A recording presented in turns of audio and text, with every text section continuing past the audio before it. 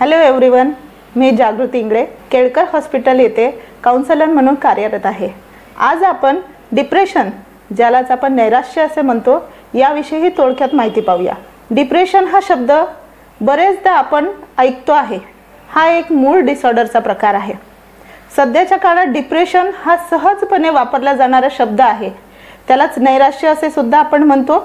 एखाद्या व्यक्तीस उदास वाटणे, चिडचिड होणे किंवा त्याच्या आयुष्यात घडत असणाऱ्या गोष्टी या लक्षणांवरून तो व्यक्ती नैराश्यात आहे असं आपण म्हणू शकतो। भारतासारख्या विकसनशील देशामध्ये आज पाहिलं असता सरासरी वय वर्ष 13 ते 15 यामधील 4 पैकी एका मुलामध्ये आपल्याला नैराश्याची लक्षणे आढळून येतात। बरं, ह्या नैराश्याची लक्षणे काय काय आहेत ते आपण थोडक्यात पाहूया। नैराश्यामध्ये सतत उदास व निराश व्यक्तीला वाटत असतं। नैराश्यामध्ये व्यक्तीला चिडचिड होते, शक्ती नसल्यासारखं वाटतं।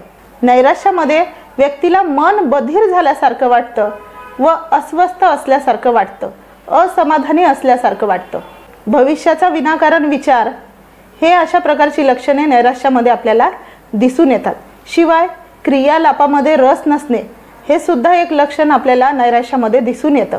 तसेच भूक कमी लागणे हे सुद्धा नैराश्याचे एक लक्षण आहे। बरं, ही नैराश्याची लक्षणं आपण पाहिली आहेत। आता या नैराश्याची कारणे काय काय असू शकतात ते आपण पाहूया।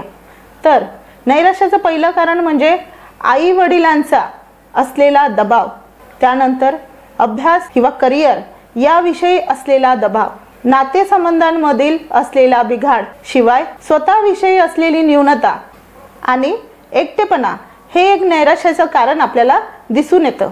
आता ह्या नैराश्यासोबत जगणं खरंच फार कठीण आहे। जीवनातील रस अगदी संपून जातो। मग ह्या नैराश्यावर उपचार होऊ शकतात का? तर हो, या नैराश्यावर उपचार होऊ शकतात। डॉक्टरच्या सल्ल्याने आपण या नैराश्यावर उपचार घेऊ शकतो। डॉक्टर दीपक केळकर हे 41 वर्षापासून अशाच अनेक मानसिक आजारावर उपचार देत आहेत। डॉक्टर दीपक केळकर हे मनोविकार तज्ज्ञ असून सेक्स रोग तज्ज्ञ, व्यसनमुक्ती तज्ज्ञ आणि संमोहन तज्ज्ञ सुद्धा आहेत। येथे तुम्ही ऑनलाईन आणि ऑफलाईन उपचार घेऊ शकता। तर अशाच अनेक मानसिक आजारावर उपचार घेण्यासाठी तुम्ही डॉक्टर दीपक केळकर यांच्या केळकर हॉस्पिटल येथे भेट देऊ शकता। धन्यवाद।